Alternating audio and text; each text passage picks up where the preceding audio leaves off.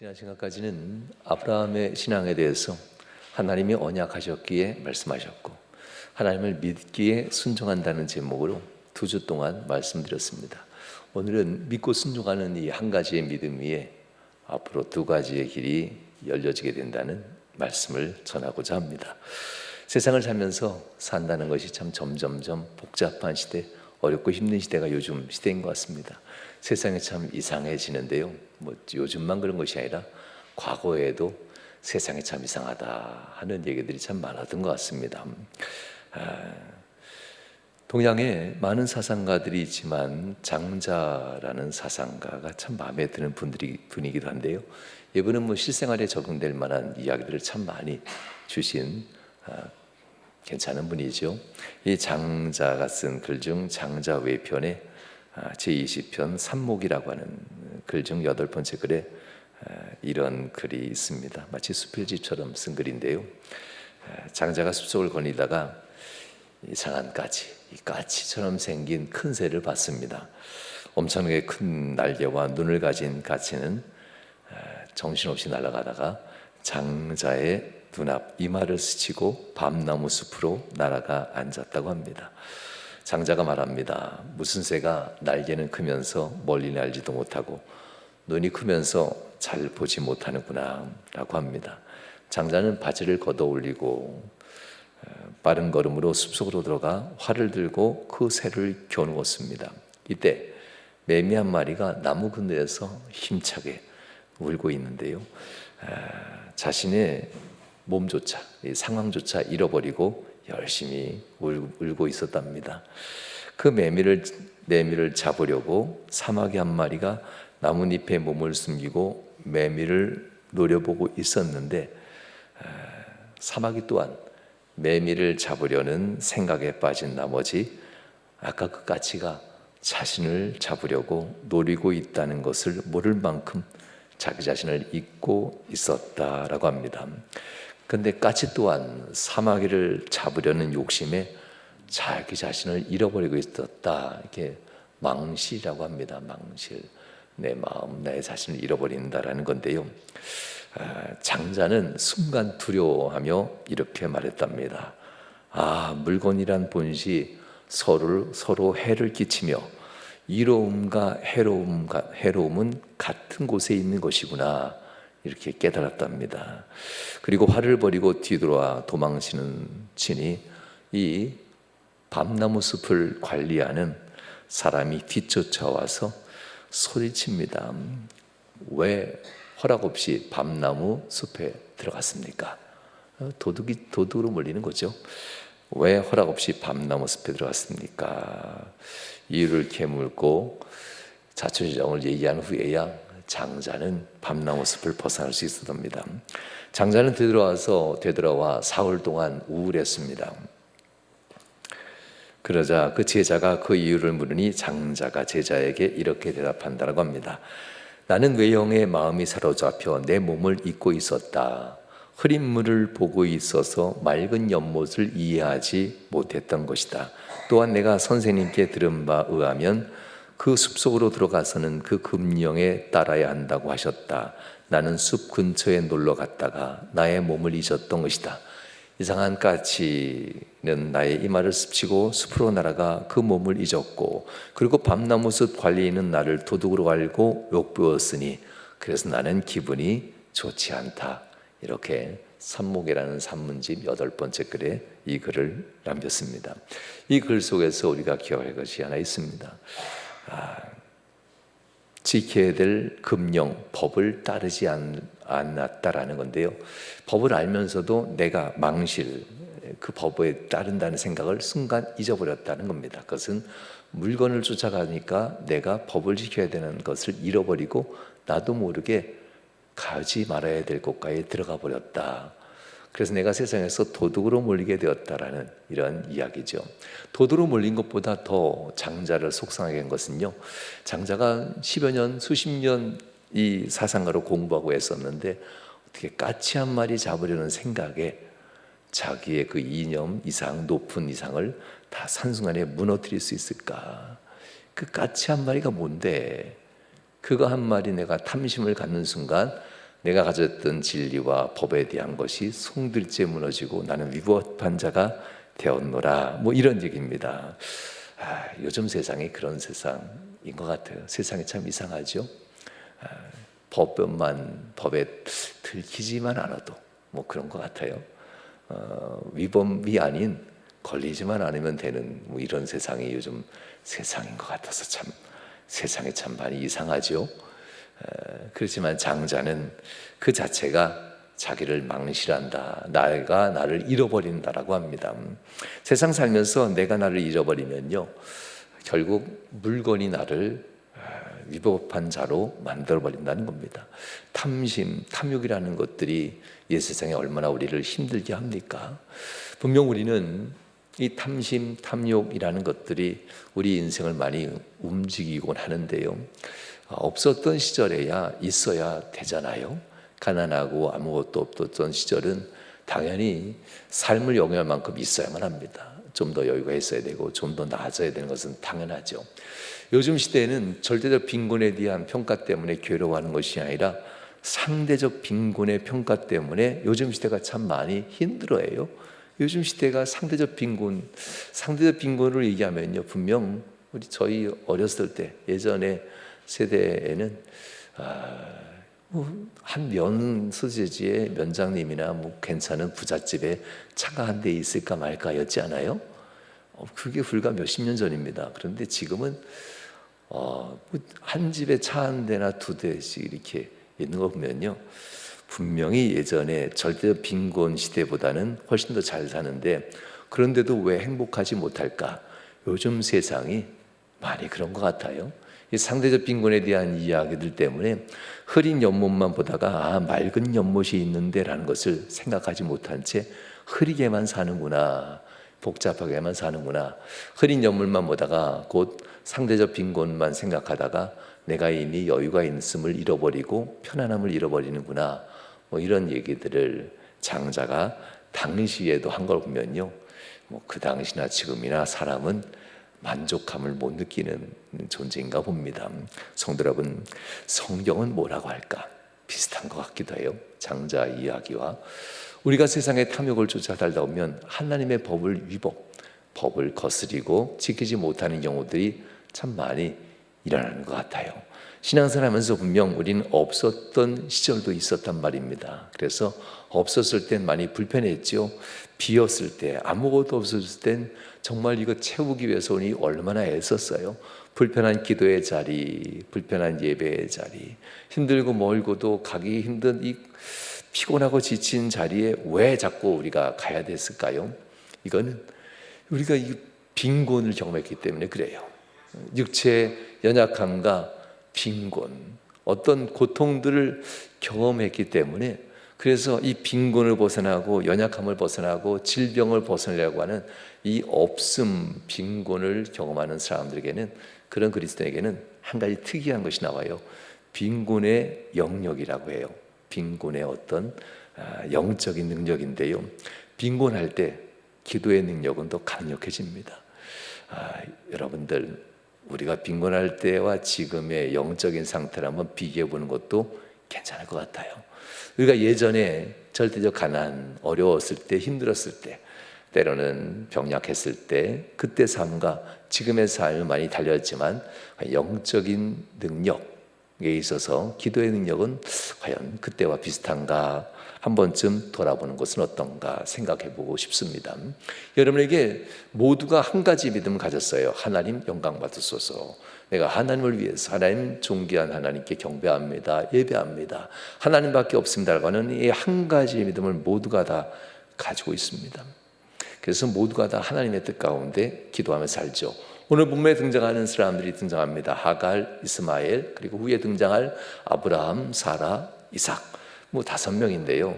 이 5명의 사람들이 모두가 다 하나님에 향한 한 믿음을 다 가지고 있단 말입니다. 그리고 또 하나님은 이 5명의 사람을 누구 하나 차별하지 않았어요. 뭐 크게 분리하면 두 가정이죠. 하갈의 자녀, 사라의 자녀, 이 두 가정에 대한 비교인데요.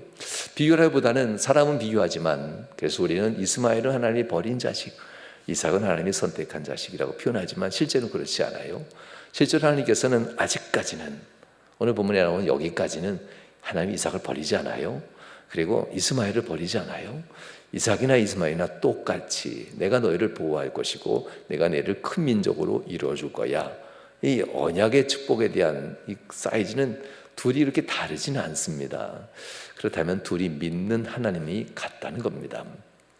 오늘 본문 21장부터 24장까지는 하갈의 역사하신 하나님, 그리고 사라와 아브라함에게 역사하신 하나님에 대한 이야기가 등장합니다.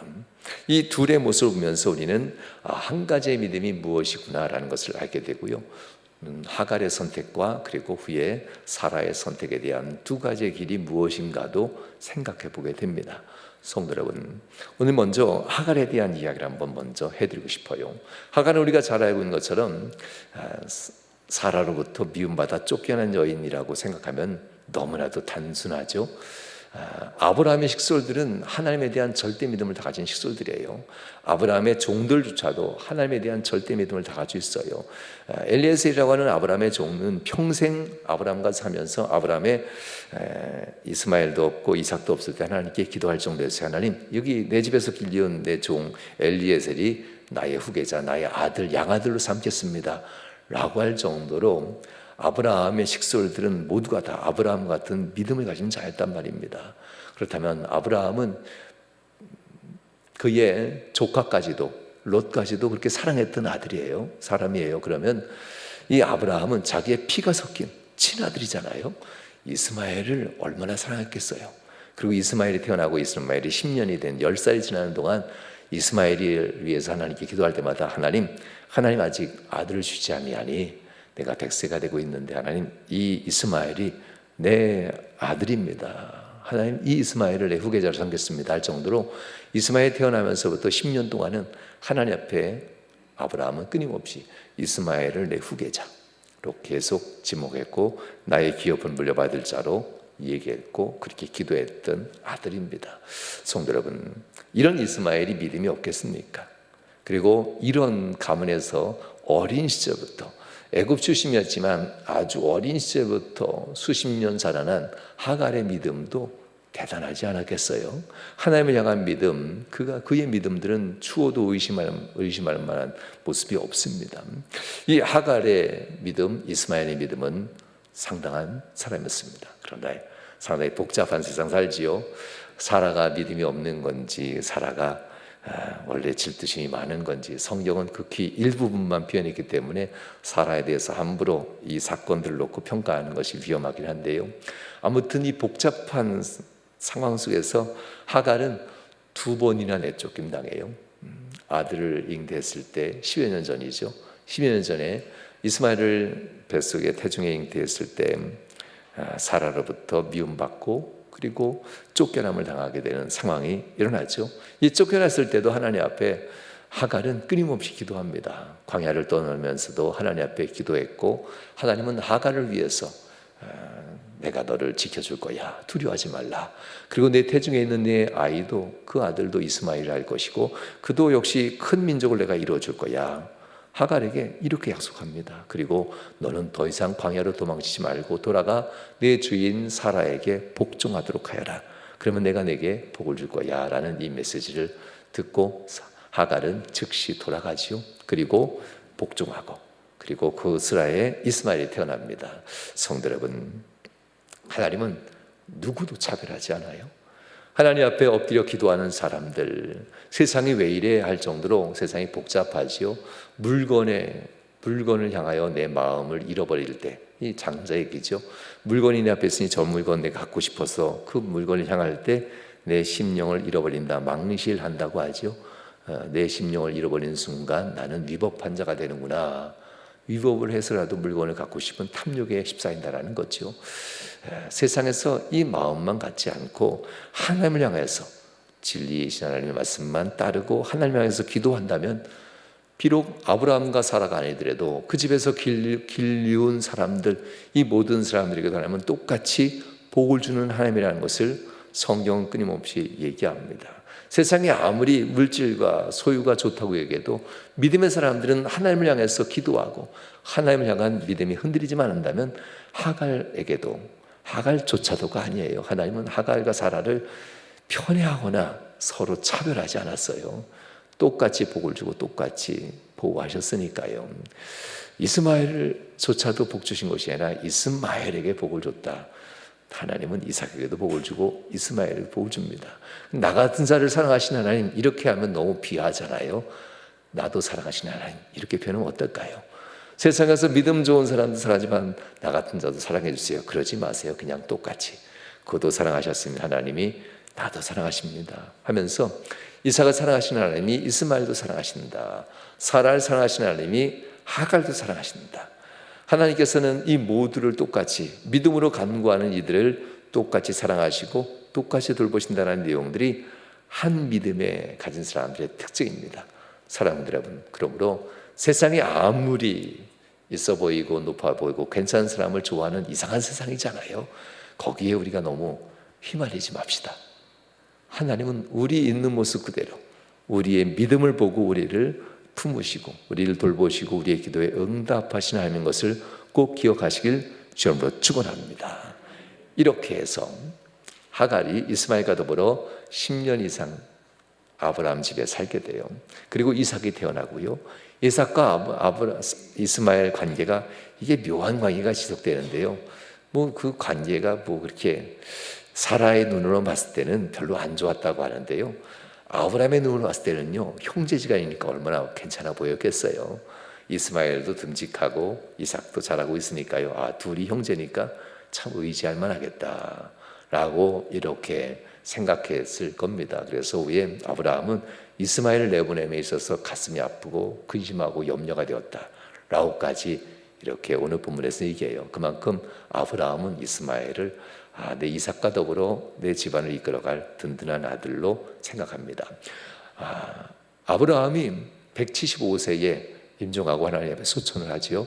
그때 이스마엘의 나이는 약 한 86, 7세쯤 됐을 겁니다. 거의 90에 가까이 됐을 거고요. 이삭의 나이는 75세라면 되죠.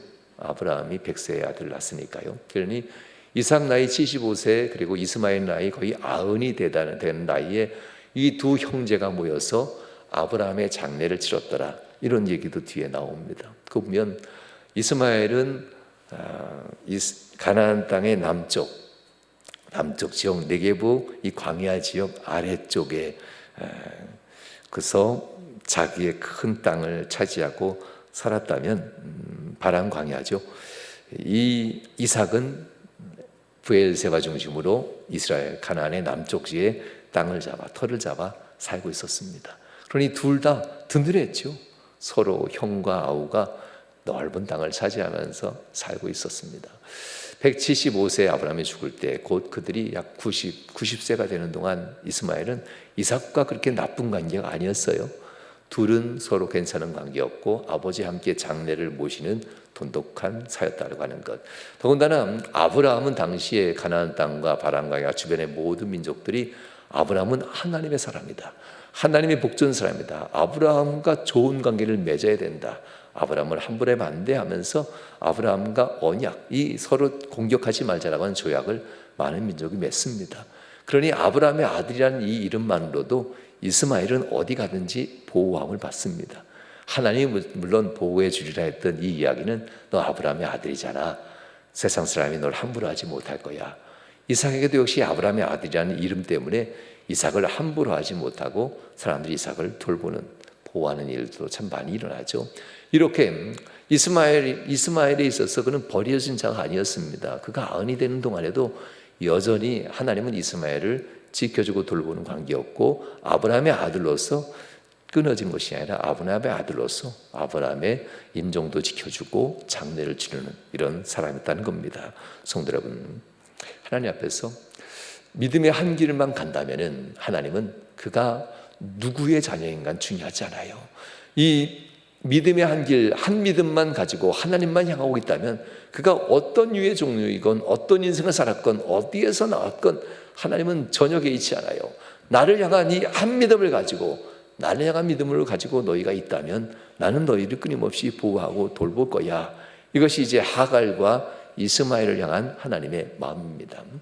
이 마음을 갖기 위해선 한 믿음은 무엇일까? 이 한 믿음에 대한 모습을 하갈에게서 보게 되는데요. 이 믿음은 아브라함에게 있는 믿음이죠. 그런데 하갈도 역시 곧 이스마엘의 어머니죠. 어려서부터 아브라함 집에서 길러진 여종이었기 때문에 아브라함의 믿음을 다 배웠을 겁니다. 그리고 하갈이 이제 그의 아들 12살쯤 됐을 때 이제 성인이 됩니다. 만 12살이면 성인이 되는 거거든요. 그러면 독립할 때가 됐다라고도 표현해요. 그래서 사라도 그때쯤 되니까 남편에게 저 아이를 내보내세요. 독립해 주세요. 이렇게 요구할 수 있었을 겁니다. 사라가 그냥 어린아이 이스마엘을 내쫓은 것이 아니라 12살 지나는 즈음에 성인이 되고 독립할 나이에 내보내게 되었고, 그래서 하갈과 더불어서 아브라함이 내보내게 되는데요. 아직도 세상은 험악한데 이가 과연 잘 살 수 있을까 고민이 컸습니다. 그래서 하갈과 그의 아들 이스마엘을 내보내는 방향이 여기였어요. 브엘세바. 하나님이 아브라함을 지켜주는 약속의 우물, 언약의 우물이 있었던 그곳을 향한 광야, 브엘세바 광야입니다. 곧 하나님의 언약하신 것보다도 하나님의 사람인 것을 우리가 알고 우리를 공격하지 않고 우리도 당신을 공격하지 않겠습니다 하면서 지변 민족들이 함께 언약했던 우물입니다. 그 땅입니다.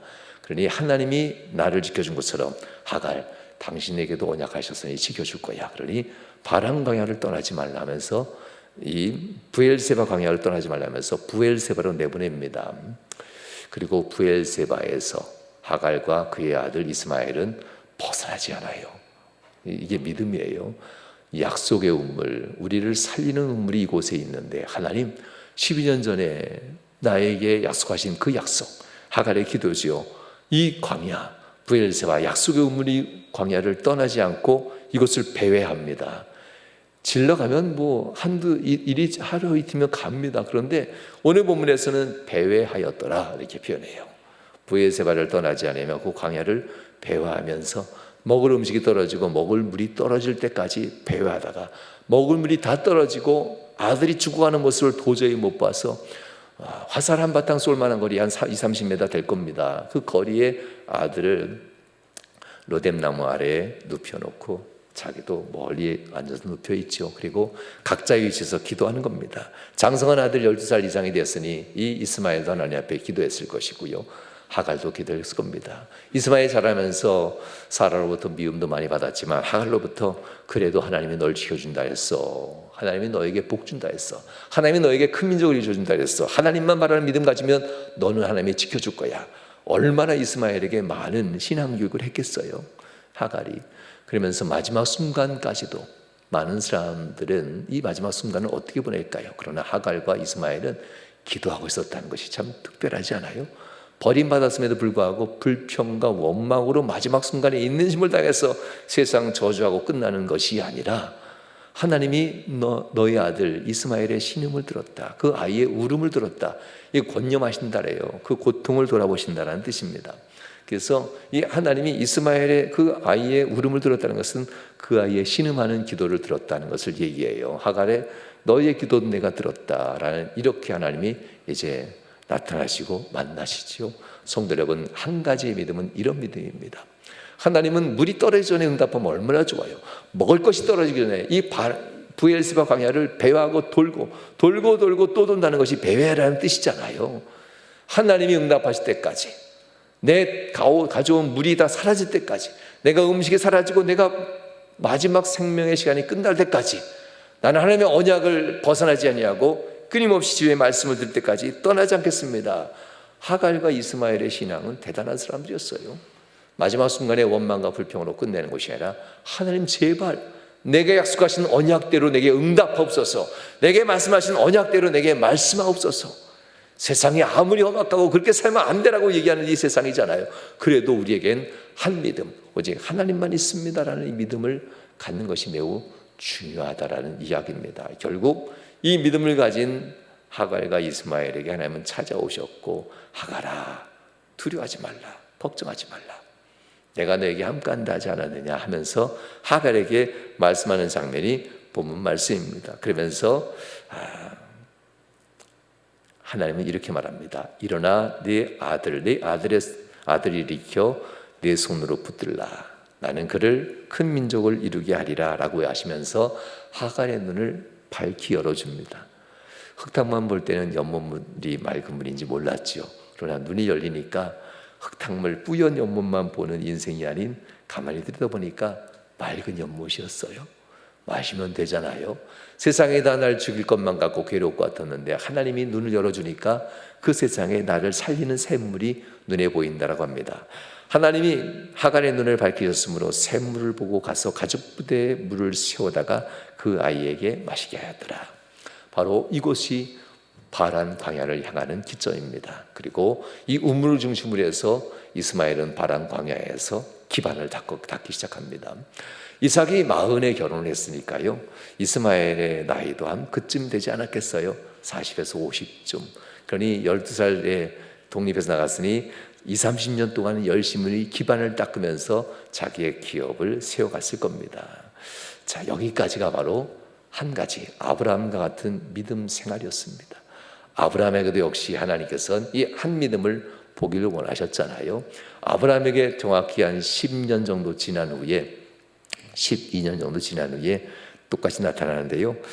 창세기 22장 1절에 보면 그 일이 있은 후에 하면서 아브라함에게 하나님이 나타난 장면이 나옵니다. 그러면서 너 이스마엘 죽음의 자리로 포기하고 내보낼 때, 포기할 때 근심했지, 두려웠지. 네, 하나님 두려웠습니다. 그때 내가 근심하지 말라 하니 지금 10여 년이 지난 후에 이스마엘이 어떻게 자랐느냐? 잘 자랐습니다.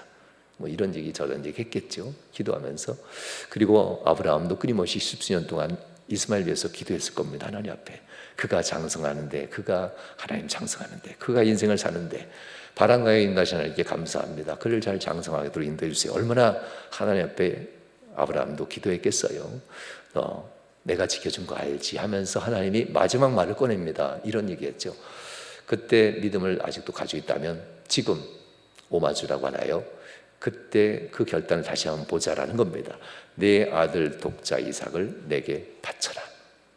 이스마엘을 버린 것처럼 네 아들 독자 이삭도 내게 바쳐라라고 합니다. 주여, 쉽지 않은 결단입니다.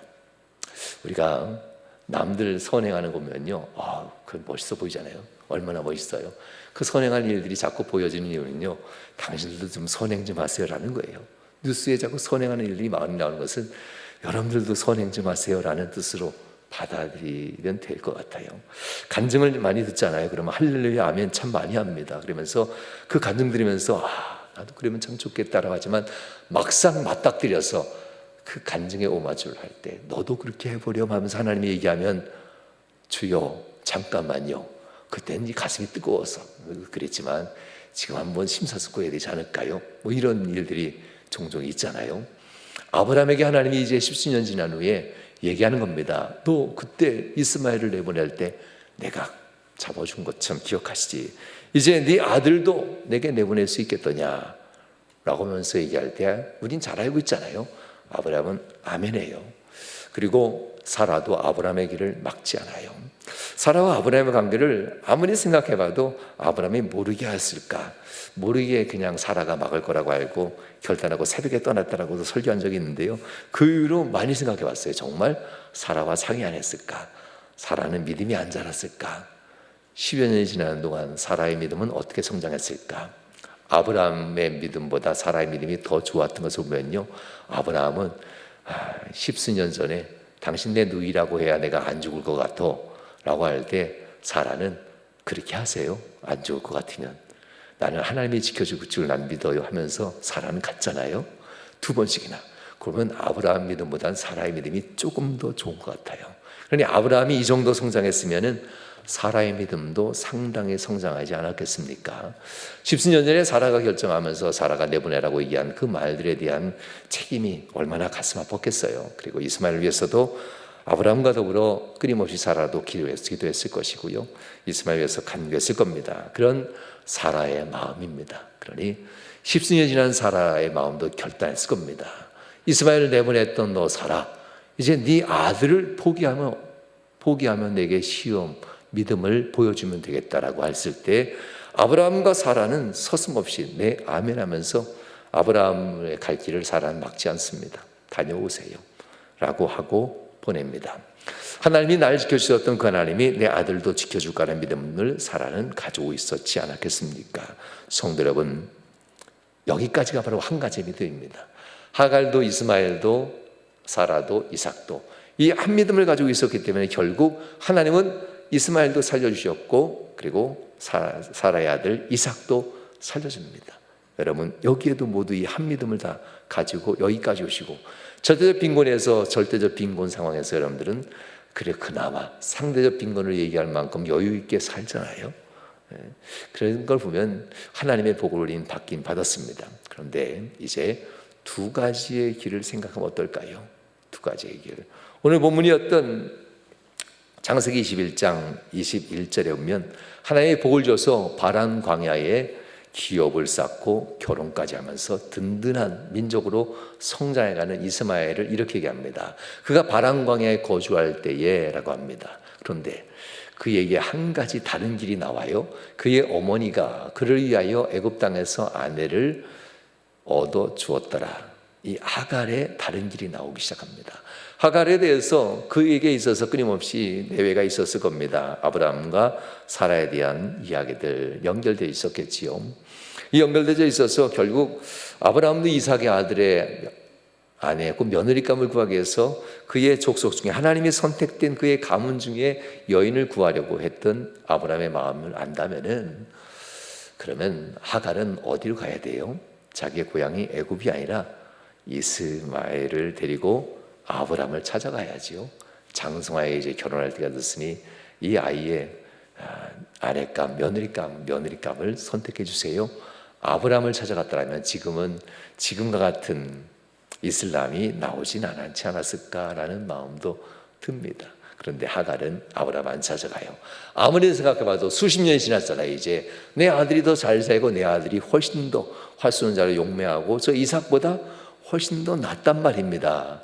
내 아들 인생이 아브라함 인생보다 나은 걸 보고, 뭐 어머니들이 다 그런가 봐요. 내 아들이 더 나아 보이는지 보고 아브라함에게 좋은 것이 없겠다 생각하고 다른 길, 훨씬 더 발전된 문명, 애굽이라는 제국의 문명, 내 고향 이곳에 가면 내 아들을 위해서 더 유익한 것을 보여줄 만한 그러한 세대를 배운 며느리감을 찾아야 된다면서 내 눈에 보기에 더 좋은 것을 가서 붙잡습니다. 장자의 이야기가 생각나네요. 하나님의 사람, 믿음은 믿음의 길을 가야만 합니다. 세상 방법대로 가는 순간 아들의 길이 바뀌어요. 한 믿음을 가지고 시작되는데 다른 길을 선택하는 것이 그 어머니의 잘못된 선택인데, 아들도 역시 어머니 그거 아니에요. 내 아버지한테 가서 믿음의 며느리를 선택해야지요. 이 이스마엘도 그 마음이 있었더라면 선택은 그렇게 하지 않았을 겁니다. 여러분, 우리의 삶 가운데 다른 길들은 종종 어느 날 불현듯 찾아옵니다.